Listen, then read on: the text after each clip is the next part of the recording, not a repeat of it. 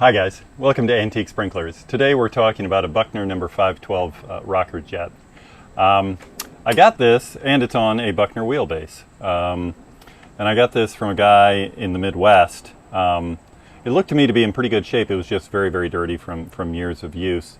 But when I got it, I was delighted to see that it was complete and a good sprinkler to work with. So the reason I bought it, in part, the roller base, I had not seen a Buckner roller base available, but I probably wouldn't have bought it if it weren't just a standard 512. I have some 512Ms.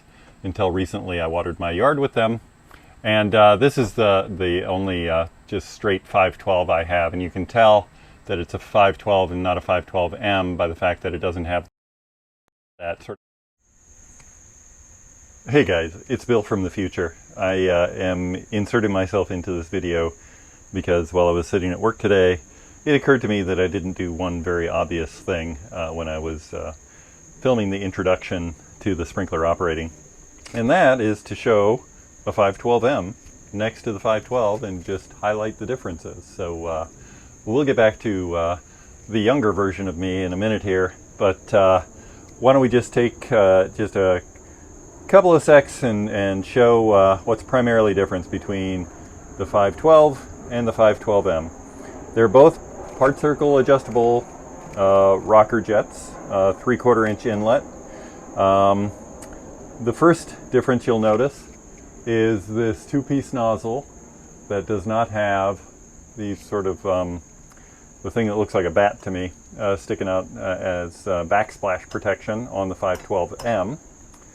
The next thing you'll notice is the 512, which I believe is older than the 512M, has this hoop changer. You see how this is kind of circular, and the trip mechanism on it is in front. The trip mechanism is also made out of plastic.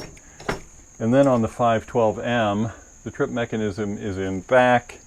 It is just a self-contained piece here that causes the spring to move, which changes the angle of the lever slightly, and that's what changes direction. So definite design upgrade when they figured out how to make this all one small piece here from that big hoop that went around the side of it.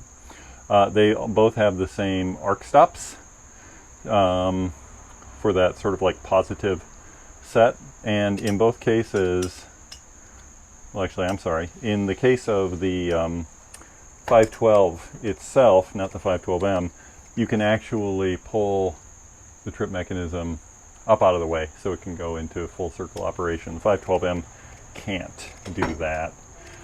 Gosh, is there anything else different while I have journeyed from the future to be in this video? No, that's about the extent of it. Like I said, I think the 512 variant is older. I haven't actually been able to find one in any catalogs I have, so I'm guessing it's like 1955-ish, maybe very, very early 60s. My catalogs from the mid-60s and from the 70s don't have it. And Buckner really started selling this style of rocker jet in earnest in the 1950s. So that's my guess, which is good enough. There's guys who look at these videos that know a heck of a lot more about this than I do, so please feel free to, in this video, I'm sorry, it's just gonna kind of be what it is as I'm doing it as an afterthought. Anyhow, if you do know more about it than what I have listed here, feel free to leave a comment and let me know. Anyway, back to younger Bill. I just think these are really slick. I like the way they clean up. The brass parts on them shine up really nicely as yellow brass. The nozzle as well. The arc stops, if I were to give them a little more attention, would look really nice. I should have done more with the cap bolt here that, or the cap nut that holds the lever assembly to the body. But all in all, I think it turned out pretty nicely. In addition to the nozzle, some of the other kind of unique aspects of this are the hoop changer that they had for a while, and you can see the mechanism that trips on the arc stops is actually in front of the sprinkler, rather than behind it. And I hope you can see this. I hope I'm in frame. And then it also has these, positive set arc stops that move between the serrated friction collar on it, I guess you'd call it. Maybe I've got the wrong nomenclature there. And so those, you set it, and the sprinkler stays set to that. It's not going to go anywhere. What else is unique about this particular sprinkler? Not a whole lot. This one still has the rubber stop on it that the lever arm hits, so that's nice. The roller base, the wheel base, not roller base, is really cool, I think. It has,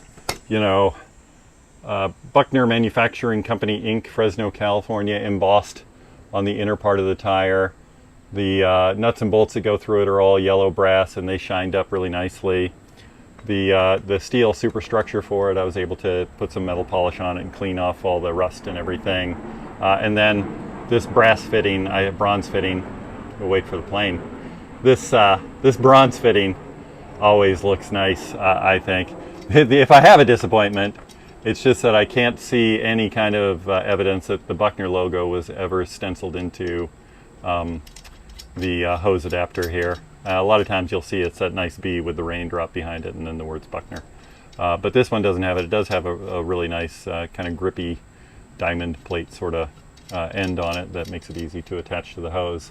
And then, for realism, I did use it, so the tires are dirty. You get a little grass and some dirt on them. And I'm really happy. I was able to use it with the new quick coupler I have in the yard. Last week I finally got irrigation installed here at Antique Sprinklers, and if you've seen my yard in the video, you know it needed that, and probably some nutrients and some grass seed and fewer weeds and things of that nature. But you know what? We claim progress over perfection. There's not a whole lot more to say about this particular sprinkler. We've done videos with rocker jets in it. This one works beautifully. You'll see when it's in action. I did want to share with you something that was kind of interesting to me that came up in just sort of the general research that I'm always doing about irrigation manufacturers, and it's appropriate that we're talking about Buckner when I mention this.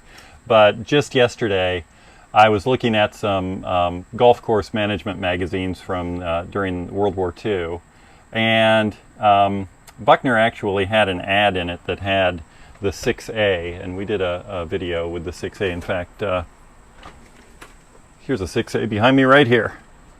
So the 6A shown on a roller base on it, but the text of the ad states that the factory's being used for strategic purposes at that point, manufacturing things for the war effort, but that they still had some parts for their sprinklers and would probably make a few whole units this year and next. This was 1943 and 1944 they were talking about, and would manufacture some parts so people could keep their systems running. But you think about the Ford making bombers and Chrysler making tanks, and other manufacturers, wherever they could find capacity in a foundry or a factory.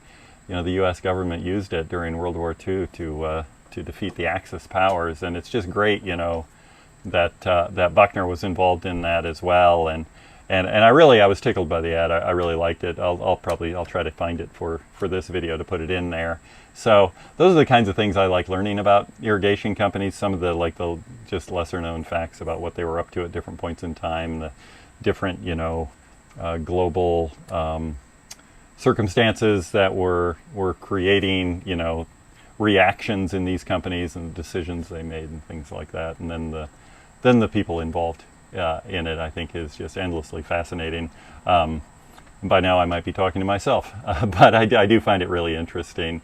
We'll be doing some much more in-depth videos about Buckner. Such an interesting history, some tragedy there where William Buckner had a son involved in the company and died from heart trouble very, very young in the 1920s. And things like that just make me ask questions about what would have happened if this young guy would have lived. William Buckner would have been able to pass the company on. Would their market dominance have continued? Instead of having it change hands multiple times and all the challenges involved in that. So those are the kind of questions I intend to get into in future videos while I'm showing sprinklers also, don't worry. And I promise to always tell you what you can fast forward to if you just want to see them run. But I think that's probably enough out of me for today. Let's go ahead and watch this thing in operations. Thanks so much.